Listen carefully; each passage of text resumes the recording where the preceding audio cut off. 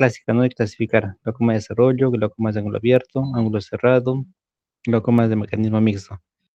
Pero hay múltiples factores y lo que ustedes en clase de repente van a decir, o para que recuerden, básicamente son dos, ¿no? Glaucoma de ángulo abierto y ángulo cerrado. Es una manera clásica también de clasificar.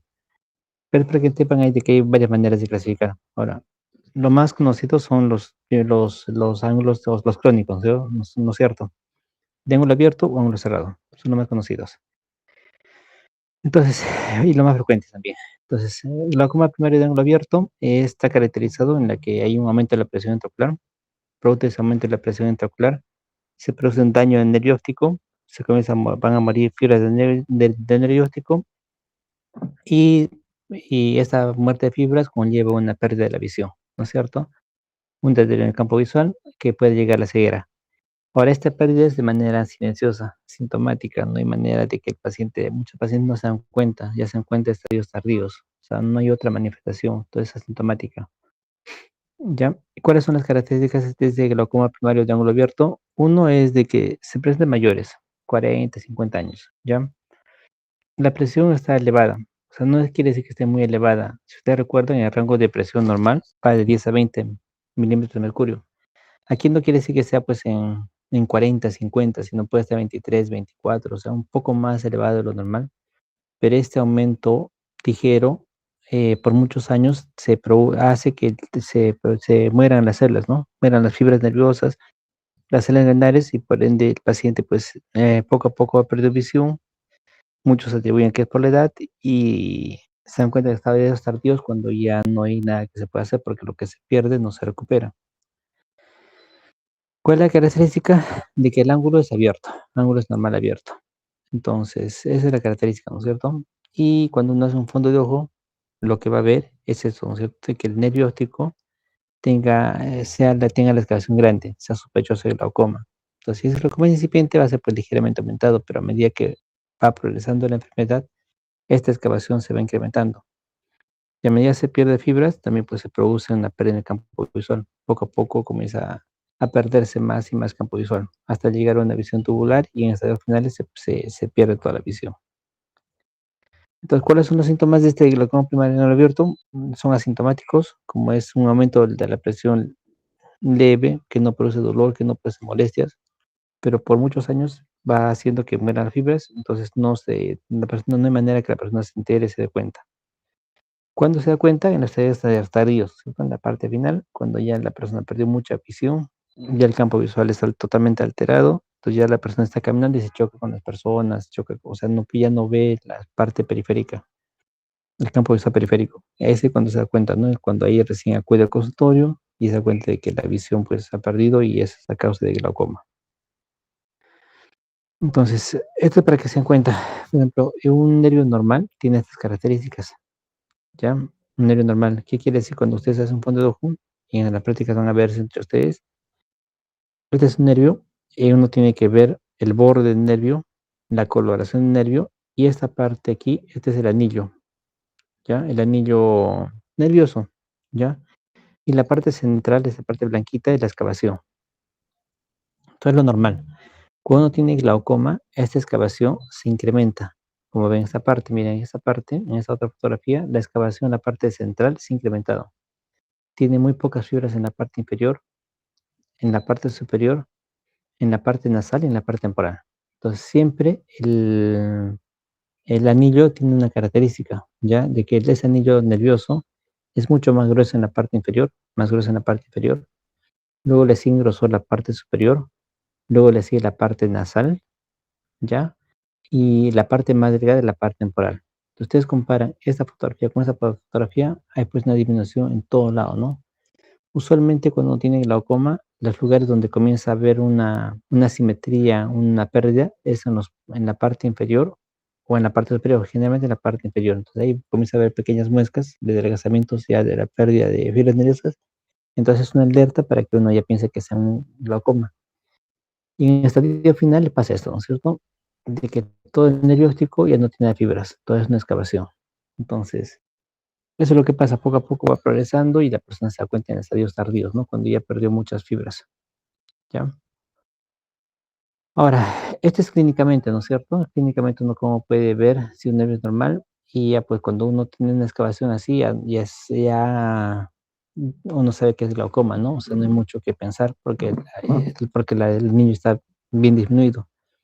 La duda es en los casos en los cuales la excavación es un poco más grande o en los casos en los que son los nervios grandes, ¿ya?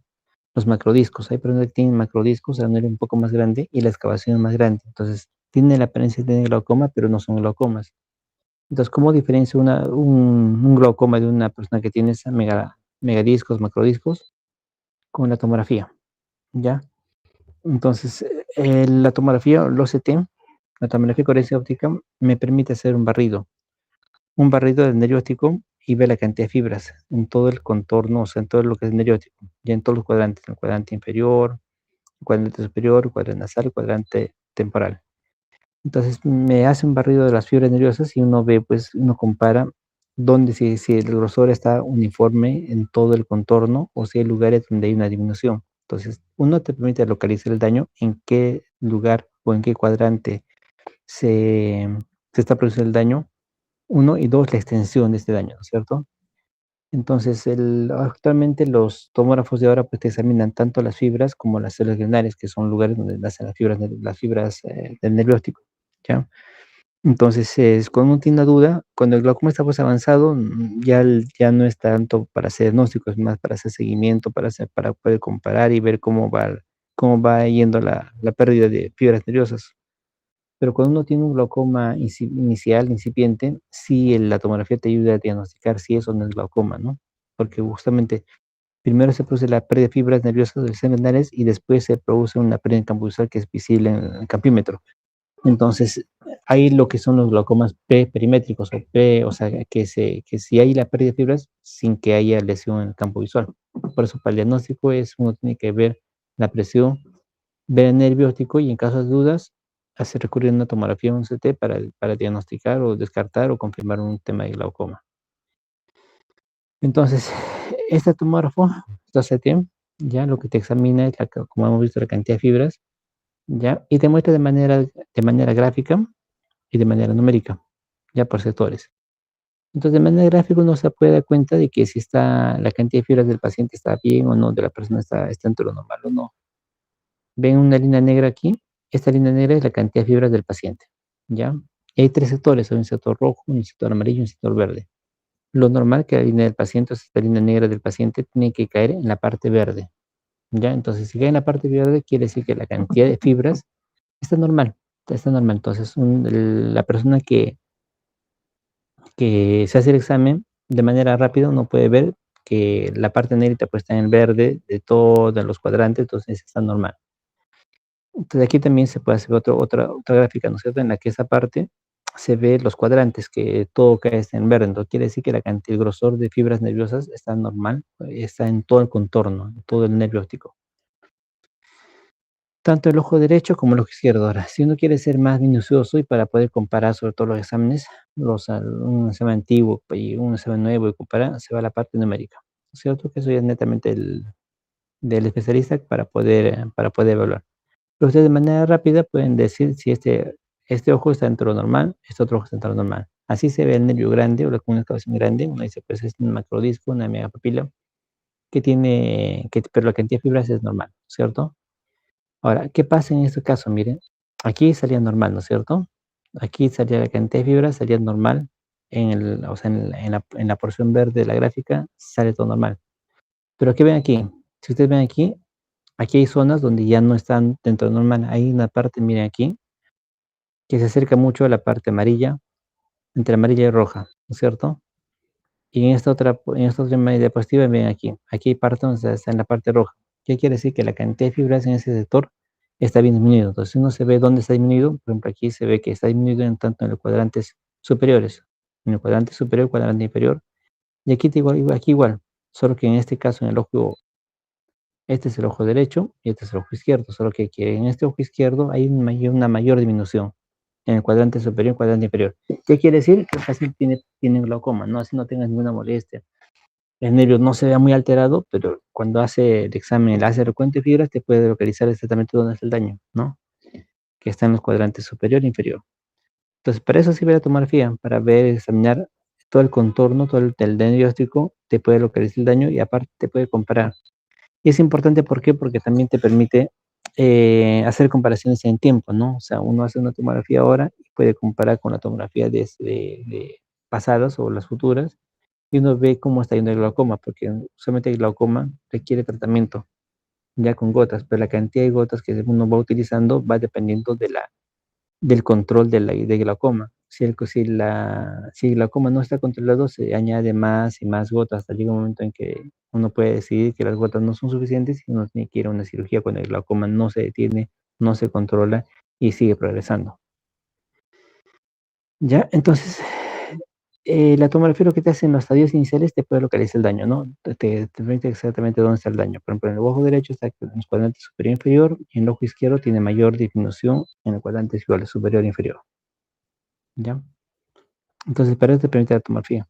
Entonces, desde que se empezaron con este equipo, hay pues maneras de clasificar de acuerdo a la tomografía, ¿no es cierto?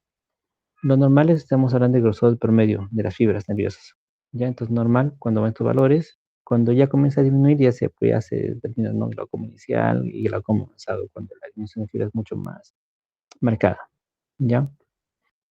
Entonces, de manera rápida, con el gráfico uno puede ver pues, dónde se localiza el daño, porque uno puede ver si no está en la parte bracila, quiere decir en la parte amarilla que hay una disminución, y donde si está en la parte B roja es mayor el defecto, ¿no? Mayor la pérdida. Ahora, siendo más minucioso, pues uno ya se va aquí a la parte numérica, ¿no? Entonces uno puede comparar los sectores, comparar con los otros exámenes para ver si ese glaucoma se mantiene o está progresando. Entonces, con esta parte numérica se puede cuantificar el daño, ¿no? No solamente localizamos el daño, también podemos cuantificar el daño. Y eso es algo que solo este equipo nos permite, ¿no? Porque permite hacer las medidas, ya, realizar los cálculos, y eso se puede comparar, son comparables. O sea, no importa el equipo que se utilice, porque hay muchas marcas, pero los equipos como que son más o menos, eh, o sea, se puede comparar entre ese examen, ¿no es cierto? No importa con el equipo que sea. Ya, si este glaucoma sigue avanzando, o sea, si el glaucoma ya pues se pierde, comienza a perder más fibras, ya se traduce en un defecto en el campo visual. Entonces ya se produce lo que son los escotomas. ¿Qué es un escotoma? Escotoma es una parte ciega en el campo visual, ¿ya? Entonces estos son los escotomas, las zonas ciegas en el campo visual, ¿ya? Entonces a medida sigue avanzando la enfermedad, sigue progresando. Entonces hay escotomas clásicos, ¿no? Ahora, justamente lo que uno ve, pues, es ya un deterioro, que es que significa que tiene glaucoma, y básicamente el examen de campo visual pues, se hace no para diagnósticos, sino para hacer seguimiento, ya para ver para hacer un seguimiento, si el glaucoma se mantiene controlado o si sigue progresando. Si uno ve un campo visual así y después de un año viene con un campo visual así, ¿qué quiere decir? Que el daño, o sea, ha habido mayor pérdida y es por eso que se traduce en una pérdida en el campo visual, ya en unas zonas ciegas en el campo visual. Escotoma quiere decir zonas ciegas en el campo visual, ¿ya? Como aquí, ¿no es cierto? Entonces, a medida que se va progresando la enfermedad, se han perdido fibras y eso se traduce pues en una alteración, una pérdida en el campo visual, ¿ya? Y en el estudio final se llega a esto, ¿no es cierto? En la que se pierde toda la visión periférica, es por eso que se pierde toda la visión periférica y lo que conserva luego hasta el último es la visión central, ya es como una visión tubular, ¿ya?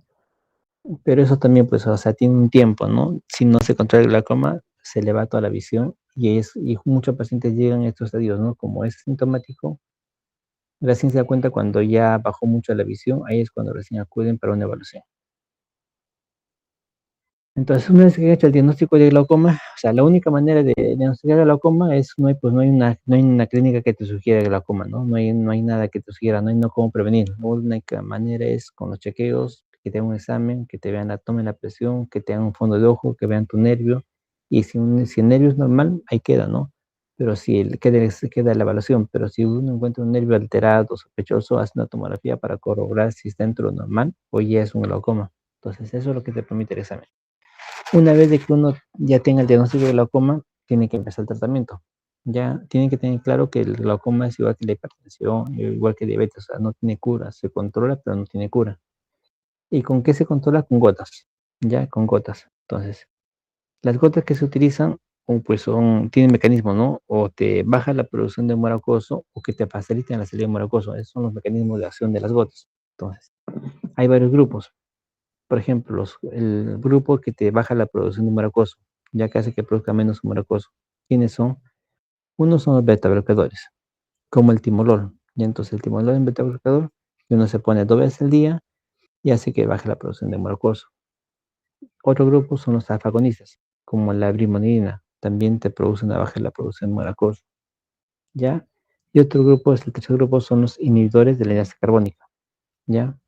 En gotas tenemos la dorsolamida y en pastillas tenemos la acetazolamida. Entonces, estos tres grupos te bajan la producción de humor acuoso, ¿ya? Ahora, tiene otro grupo de medicamentos que te facilitan la salida del humor acuoso. Ya como usted recuerda, el humor acuoso se produce en el cuerpo ciliar, pasa a la cámara posterior, pasa a la cámara anterior y sale por la malla trabecular. Y entonces, un medicamento que te facilita por la malla trabecular, en teoría, aunque no tiene injerencia directa, es la pilocarpina. La pilocarpina produce una miosis, o sea, una cierre de pupila. En teoría te jala te jala la raíz del iris y te abre el ángulo, ¿no? Entonces, en teoría favorecería a que, a que salga por la malla trabecular, ¿ya? La pilocarpina, lo que son los parasimpáticos médicos. Y el medicamento de primera línea que facilita la salida de humor acuoso son los análogos de prostaglandina, ¿ya? ¿Quiénes son estos análogos de prostaglandina? Latanoprost, travoprost, bimetopros. Son los medicamentos de primera línea. Entonces, cuando uno tiene glaucoma ya diagnosticado, lo primero que uno piensa es en utilizar estos análogos. Latanoprost, travoprost, bimetopros.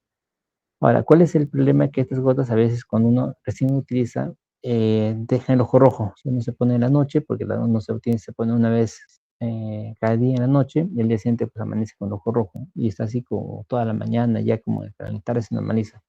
Ahora, ese efecto de ojo rojo, a medida va utilizando la persona, poco a poco se va perdiendo hasta ya desaparecer, porque la persona ya se, como que ya no tiene ese efecto, ya se va perdiendo ese efecto colateral que tiene el ojo rojo, pero son medicamentos de primera línea, ¿ya? Y los mecanismos mixtos, como la adrenalina, ¿no es cierto? Ahora, usualmente como uno empieza a tratar el glaucoma. Entonces, una vez que te diagnostican el glaucoma, dependiendo del daño, uno elige un medicamento, por así, el latanoprost. Entonces, uno elige un medicamento, latanoprost, para que se ponga una vez al día, todas las noches, ya, y se evalúa, ¿no? Se va evaluando si la presión eh, baja, pero si la presión baja y control de glaucoma, no sigue progresando más, tiene una tomografía normal, un campo visual normal, o sea, se controló el glaucoma y no sigue progresando, entonces con ese medicamento se queda toda la vida. Y siempre se hace chequeos una vez al año, ¿no? Para ver cómo está el glaucoma. Se hace campo visual, se hace una tomografía para ver si no, que no pierdan las fibras, que no hay alteración en el campo visual. Si el glaucoma se mantiene normal, baja la presión porque se controló, entonces no se queda con medicamento toda la vida.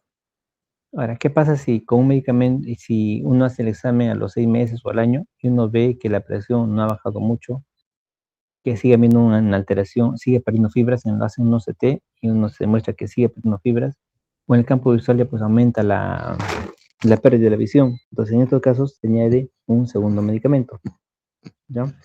Si, por ejemplo, uno empieza con latanoprost, uno añade un segundo medicamento, como timolol. Entonces, utiliza latanoprost y timolol.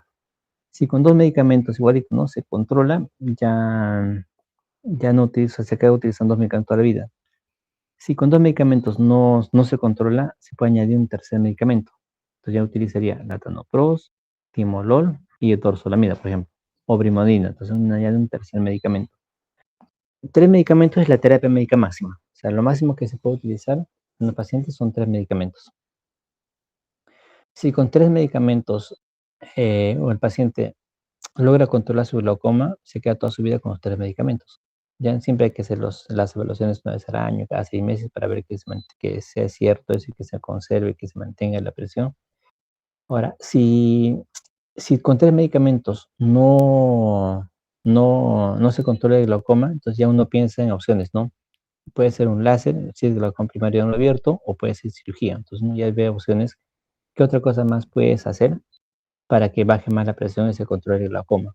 Ya entonces, como uno hace un láser o una cirugía, entonces ya está pensando qué cosa más para que ayude a bajar la presión. No quiere decir que la cirugía te reemplace las gotas y nunca más y se controla y se cura. No, no es como otras, o sea, es lo que uno cree, ¿no? Si uno piensa, cree de que cuando uno se opera se soluciona el problema.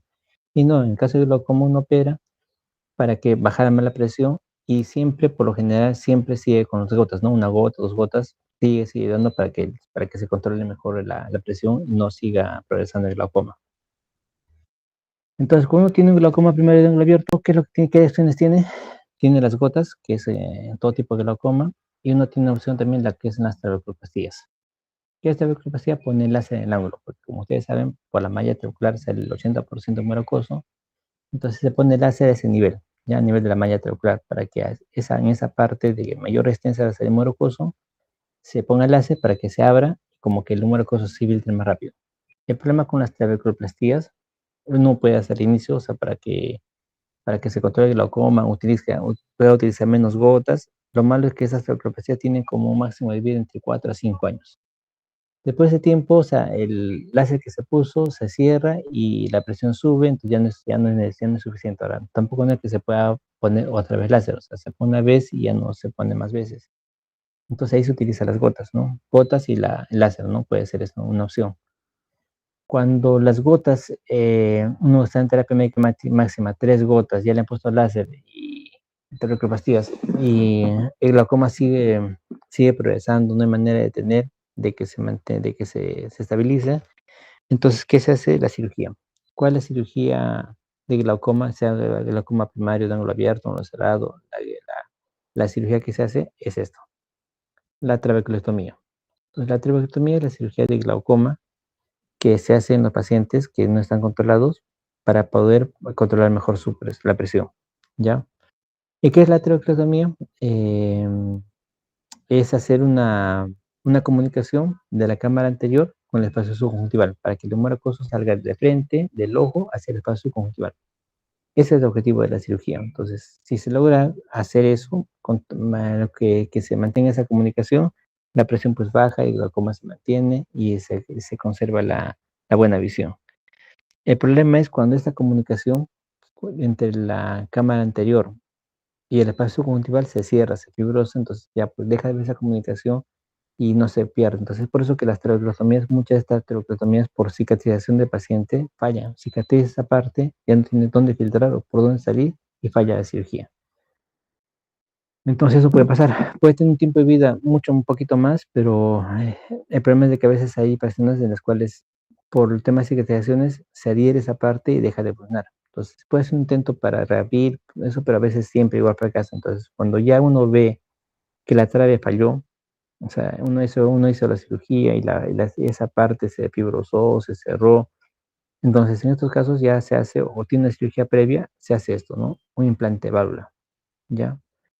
Entonces, cuando ya tengo una cirugía de trabeculotomía que falló, o cualquier motivo, ¿no? ¿Cierto? Que cicatrizó, todo eso, entonces ya se hace, se va, no, y no se pudo controlar con esa cirugía, se va a lo que es implante de válvula. Una válvula se pone dentro del ojo para que el tubito, pues, para que el número salga igualito, ¿no? La misma lógica de la cámara anterior hacia el espacio subconjuntival. Y en los ojos ciegos dolorosos, en la que tienen presiones muy altas, ya en la que ya no hay visión, entonces lo que se puede hacer pues, es una ciclodestrucción, ¿no? O sea, ¿dónde se produce un marcoso? A nivel cuerpo ciliar. Entonces, con láser se mata ese cuerpo ciliar, ya para que deje de producir un marcoso y baje la presión. Chispas, no corre videos. El lunes les muestro en la clase, en la práctica, cómo son los videos de trabeculotomía, la válvula, para que tengan una idea. ¿Dónde están corriendo los videos? Y láser también, cómo es la pastilla, entonces, las traves y el implante Pablo. Está pendiente para el lunes en la clase, en la práctica. Entonces aquí es el glaucoma primario de ángulo abierto. Luego pasamos al glaucoma crónico de ángulo estrecho, o sea, como la única diferencia pues es la amplitud del ángulo, ¿no? Uno es abierto y otro es pequeño.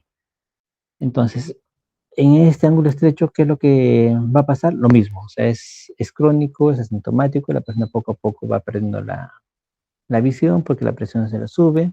¿Y cuál es la diferencia? Que este ángulo pues es chiquito. Entonces, ¿en quiénes van a darse esto? En personas que son hipermétropes. Los hipermétropes que tienen cámara estrecha, el ángulo más estrecho, ya hay un mecanismo en la cual hay una obstrucción del flujo de humor acuoso, por eso, ¿no es cierto? Una cámara estrecha, un paciente hipermétrope que tenga su catarata, la pupila se dilata un poquito, el iris se dilata, este iris te cierra el ángulo y como es algo que pasa todos los días y por muchos años, este aumento transitorio de la presión intraocular te produce pues un deterioro lento y progresivo de las fibras nerviosas, van muriendo fibras nerviosas, lo que se traduce pues en una pérdida y a la final te lleva a la ceguera.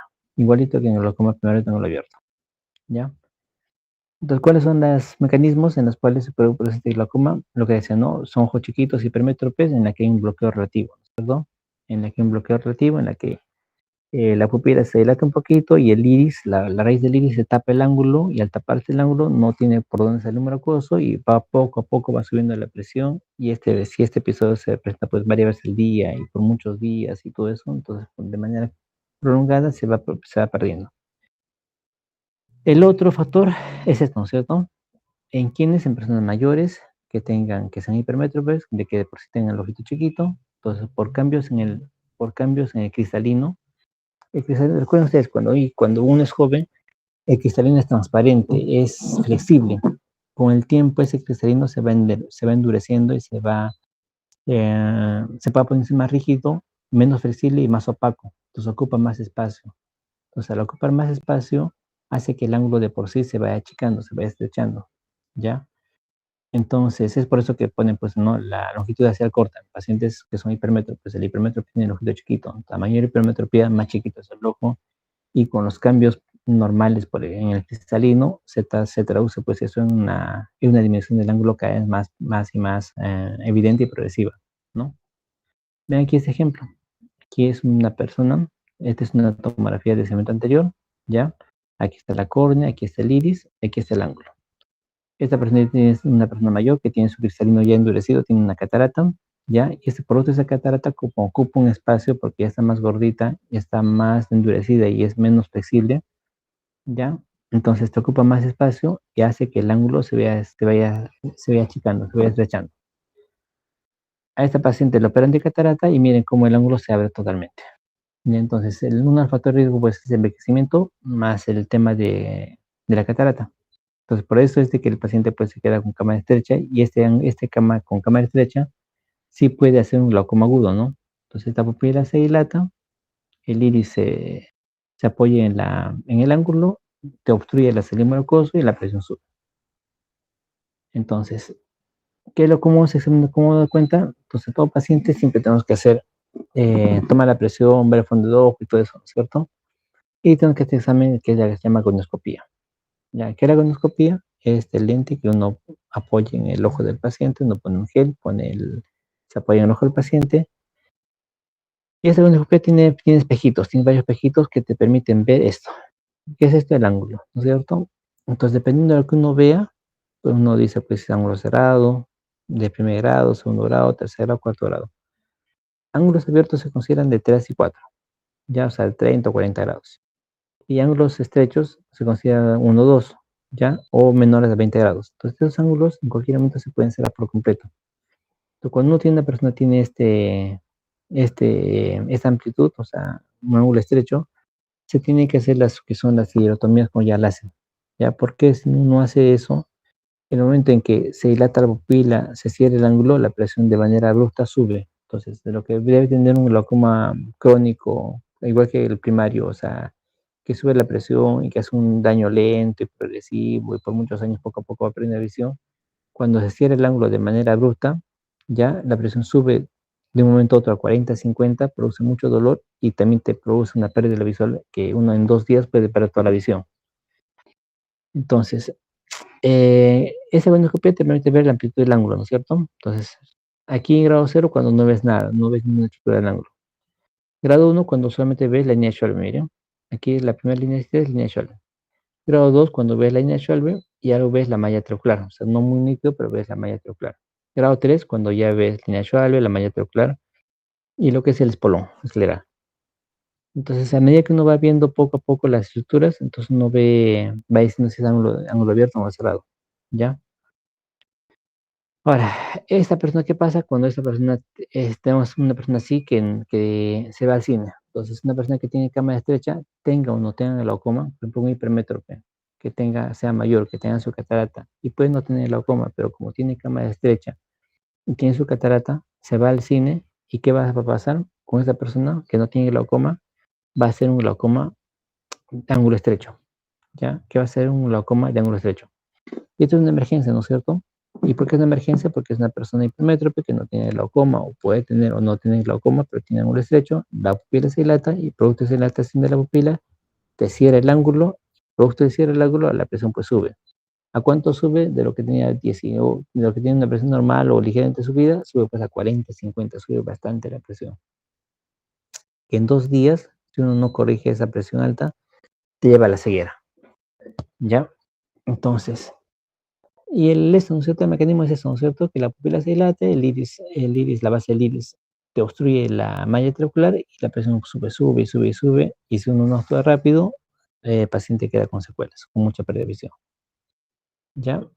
Es parecido a esto, ¿no es cierto? Este es el ángulo, aquí hay un poco de espacio. Por algún motivo se dilata un poco la pupila, por ejemplo, el paciente va al cine, está mucho tiempo en penumbras y por la poca luz la pupila se dilata. Al dilatarse, se cierra pues totalmente el ángulo, ¿ya? Entonces, al cerrarse el ángulo, pues la presión sube bastante, poco a poco va subiendo, subiendo, y el paciente se queja pues de mucho dolor. Entonces, ya cuando el paciente tiene glaucoma agudo de ángulo estrecho, pues se va a quejarse de ¿qué? De ojo rojo y de dolor, bastante dolor, le duele mucho. Ya, pero algunas personas sí, pues, o sea, algunas personas pueden localizar el dolor en el ojo. Hay personas que no localizan y se confunde con migrañas, porque a veces pues, un dolor tan intenso de la cabeza que el paciente pues cree que es migraña o cualquier otra cosa y no es un problema de oftalmológico. Ya, entonces, ¿cuáles son factores de riesgo para tener un glaucoma agudo de ángulo estrecho? Es una persona mayor, 60 años, o sea, porque son pacientes mayores, hipermétropes, que tengan su catarata y por algún motivo, un tiripal, poca luz, lo que sea, se dilata un poco la pupila y te cierra el ángulo. Al cerrarse el ángulo, pues la presión sube, ya, enormemente sube. ¿Cuál es el factor de riesgo? Mujeres, ¿no es cierto? Mujeres que sean de raza blanca, los asiáticos chinos tienen mayor riesgo de tener este tipo de glaucoma. ¿Ya? La historia familiar, porque si el papá es hipermétrope, el hijo que va a hacer, si saca los ojos, también hipermétrope. Y los que tienen mayor riesgo de tener ese problema son los hipermétropes, porque de por sí tienen el octo pequeño, ¿ya?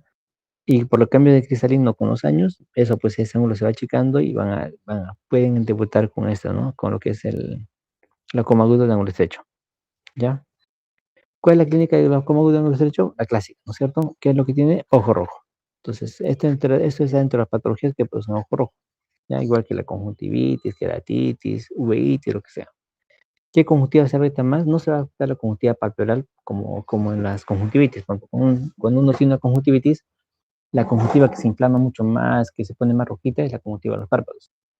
En este caso, la conjuntiva que se pone más, la que se pone más rojita es la conjuntiva vulvar, la que está alrededor de la córnea. Entonces, ojo rojo, a expensas de la conjuntiva vulvar.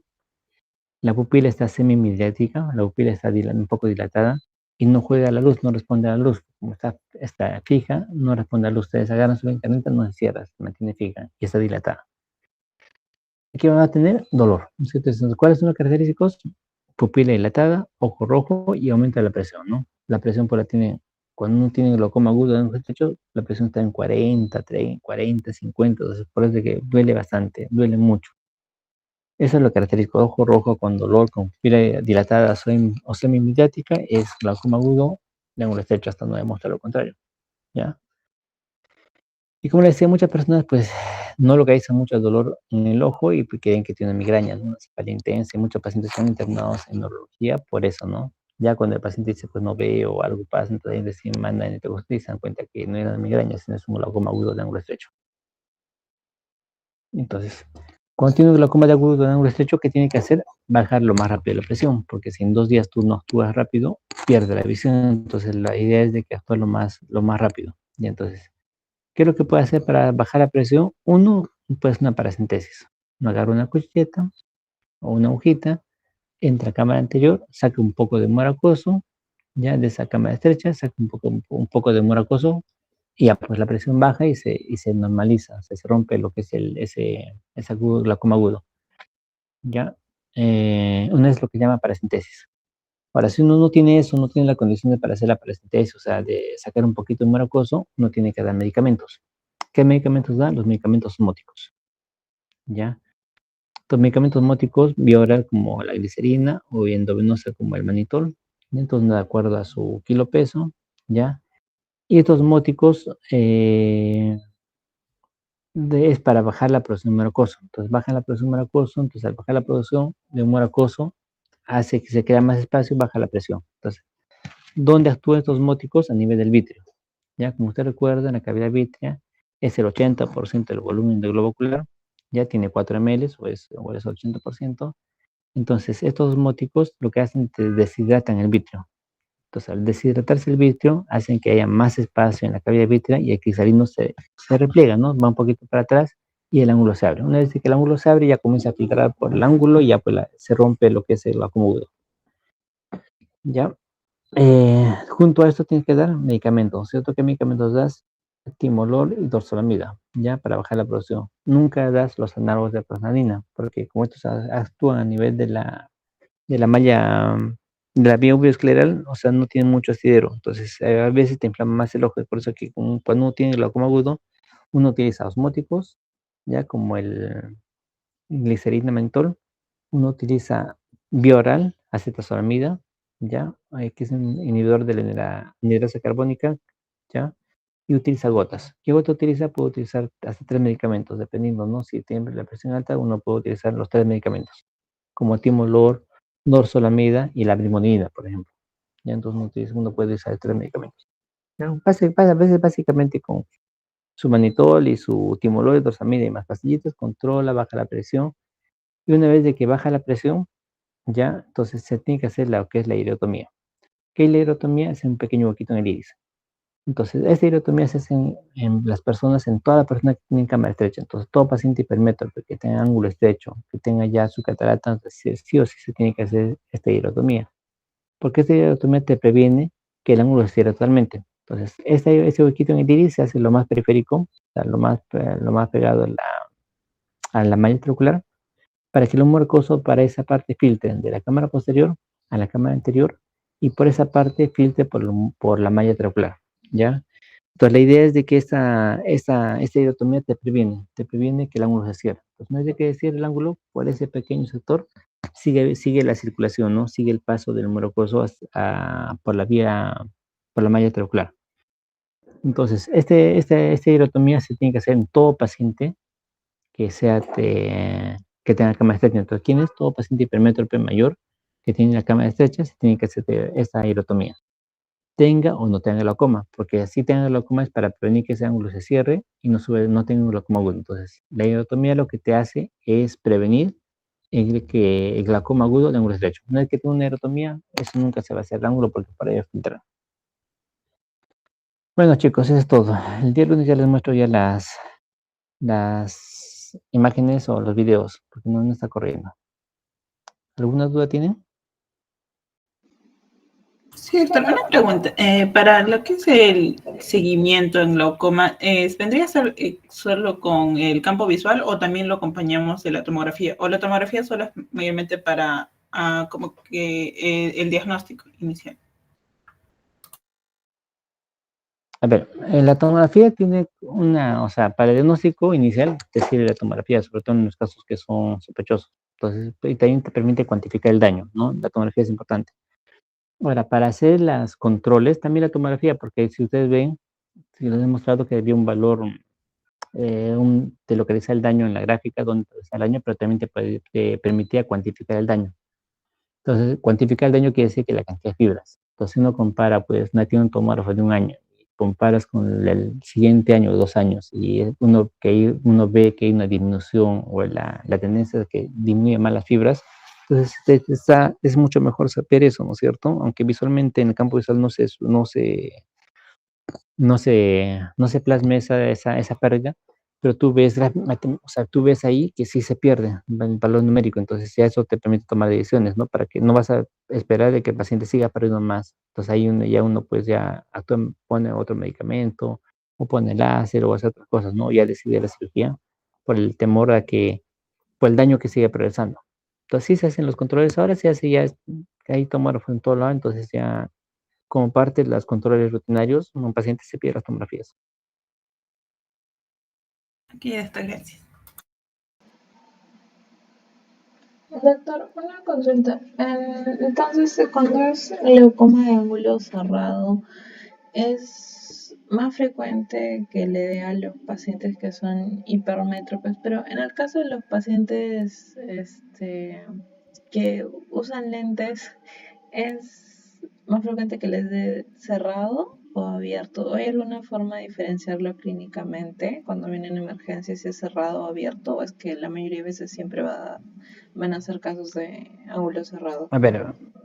Un paciente miope, ¿cómo es su ángulo, Andrea? Abierto, me parece que era. Abierto, porque a mayor miopía, Ujú. más grande es el ojo. Entonces, de un miope de 15, pues un ojo enorme, el espacio es abierto. Entonces, ese paciente nunca va a tener un glaucoma agudo. ¿Quiénes van a hacer un glaucoma agudo? El paciente es que tiene ojito chiquito, no un hipermétrope.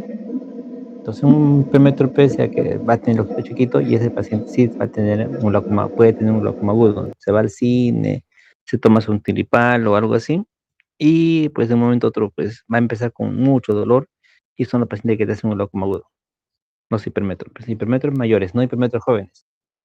Un hipermétrope chiquito, tú dilatas la pupila y nunca va a pasar eso porque el cristalino es flexible. En cambio, una persona mayor, el cristalino ya es rígido y por este que es rígido y ocupa espacio, te cierra pues el ángulo y tiene un glaucoma agudo, el ángulo estrecho.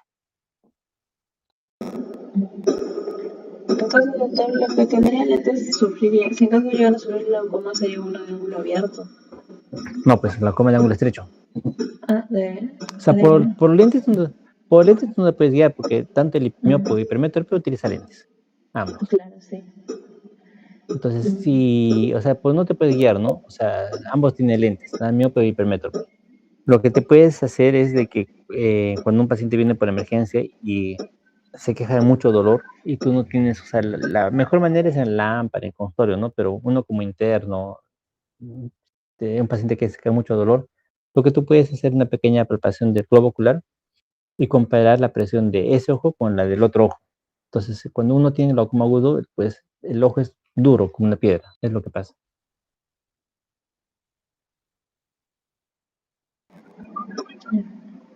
Doctor, una consulta, bueno, dos consultas más. Una es de, por ejemplo, en lo que mencionó en el glaucoma de ángulo abierto, de el tratamiento de cuando le ponen, dijo algo, ay, no me acuerdo, era la tercera opción de tratamiento que ponían como algo para que pase lo del humor acuoso. La válvula. Ajá, la válvula. Eso, sí es más efectivo. ¿Por qué no se utiliza como primera línea? Porque si la primera y la segunda línea van a fallar, bueno, hay una probabilidad que fallen a lo largo de unos años. ¿No Ujú. sería mejor poner ya de primera instancia la válvula? Ya, ves que la válvula es un tubito que se pone en la cámara anterior. Entonces, si un paciente no tiene cirugía previa, tienes que poner ese tubito en cámara anterior. ¿Qué crees que te producirá un tubito en cámara anterior? O sea, el cámara anterior está hablando entre la córnea y el iris. ¿Qué crees que que te podría producir? Que se puede inflamar, quizás, no sé. No, de que le sale un tubito en cámara anterior, si el tubito queda muy próximo a la córnea, muy cerquita a la córnea, te comienza a descompensar la córnea. Comienza a morir muchas más células en la córnea. Lo que se llama lo que es o sea, las células endoteliales. Entonces comienza a morir muchas células endoteliales y te puede llegar a descompensar la córnea. Entonces tiene mayor riesgo su implante de válvula. Es por eso que ya se hace como tercera opción. No se hace de primera opción. O sea, primera opción siempre tengo que ofrecerte primero láser en los glaucomas ángulos abiertos. Y si no se controla esto, te hacen la trabeculectomía. Está abierto, cerrado, te hacen la trabe. Ya cuando no se controla con eso, recién te ofrecen válvula porque ya tiene mayor riesgo, ¿no? Ya tienes que correr de más riesgo. Es por eso que no se hace en primera instancia. Ahora, muchas veces la válvula también se hace después de una cirugía de catarata. Entonces, primero poner la catarata y poner la válvula. Entonces, pero si un paciente no tiene catarata, no vas a ponerle válvula, porque la válvula hace que la catarata se adelante, se aparezca más rápido. Por eso. Ok, doctor. ¿Y por qué las personas les da glaucoma de ángulo abierto? O sea, si en ángulo cerrado ya hay una predisposición, lo que explico, pero para que te dé ángulo abierto hay algo, o no sé, el estilo de vida o algo que influya. No hay nada de estilo de vida, no hay nada que se pueda hacer, es simplemente que hay una alteración al nivel del trabéculo que aumenta la resistencia morocoso. Es lo que pasa en una alteración genética. En una persona tiene una alteración a nivel de la malla trocular que aumenta la resistencia humero acoso, o sea, hace que se quede más tiempo el humero acoso dentro de la cámara anterior y eso pues se traduce en daño, ¿no? Un daño crónico, no hay otro mecanismo. Porque en teoría pues no debería haber eso, ¿no? La puerta está abierta, el ángulo está abierto, tienen bastante espacio y debería filtrar fácilmente, pero eso no pasa. O sea, en general a cualquiera le podría pasar que le dé ángulo abierto. Sí, a cualquiera, pero tiene mayor riesgo la persona que tiene un factor genético, ¿no? Un componente hereditario. Si tu papá tiene glaucoma, tiene más riesgo de tener glaucoma. Ok, gracias.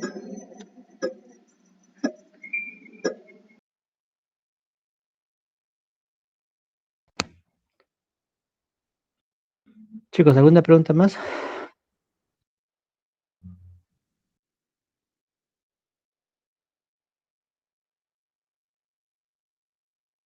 Bueno, chicos, nos vemos el día mañana con mi grupo para el tema del seminario.